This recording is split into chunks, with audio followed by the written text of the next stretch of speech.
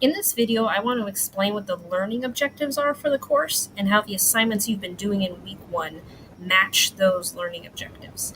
So in our syllabus, right here we have four main objectives: to critically engage and analyze a variety of written materials, express your ideas and opinions in class discussions and well-written, organized, and reasoned essays, identify and use a variety of rhetorical purposes, situations, and skills, and then, of course, to show good usage of grammar and APA format.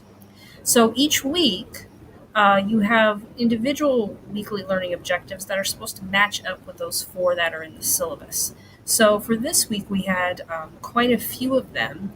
And what I want to do is show you how all of these relate together. So how do the course goals match with our weekly goals, which match with our assignments? So first off, just to critically engage and analyze a variety of written materials. This week you were doing that in the Spiritual Life Forum, where you were looking at the passage in Daniel. You were doing that in exercises 3 and 4 when you were analyzing those academic essays about the tomato, and then brick and mortar education versus online education. So then for expressing your ideas well and kind of like well-organized essays or paragraphs, for this week, the goals that help you reach the course goal were to basically demonstrate that you could write a thesis sentence and a plan of development. And you will be doing that in essay 1, and you were also kind of working on that in exercises 2, 3, and 4. Could you write a college level paragraph? You did that in exercise 1, and you'll be doing that in essay 1. Can you compose an essay that contains the thesis, supporting arguments, and well-developed paragraphs? And you're going to do that in essay 1.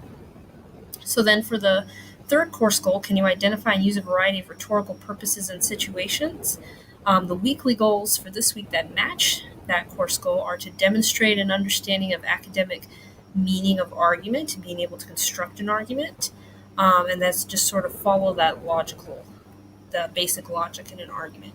So I definitely think in your discussion forum, when you were talking about how we use argument in everyday life, that you fulfilled that goal. And then also for just demonstrating basic understanding of logical argument, you've been doing that in everything.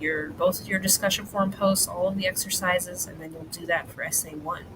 And then lastly, just show good grammar, punctuation, APA format. The goals for this week were to be able to correct run-ons, comma splices, and fragments, which you did in exercise 6, subjects and predicates, which you did in exercise 6, and then the APA format in general, which you did with exercise 5, and which you'll be doing with essay 1 as well. And you'll even be demonstrating that you can write correctly without comma splices and all that in essay 1 for these two. So that's just a quick overview of the course goals, our weekly goals this week, and how you've been fulfilling them by doing all of these assignments.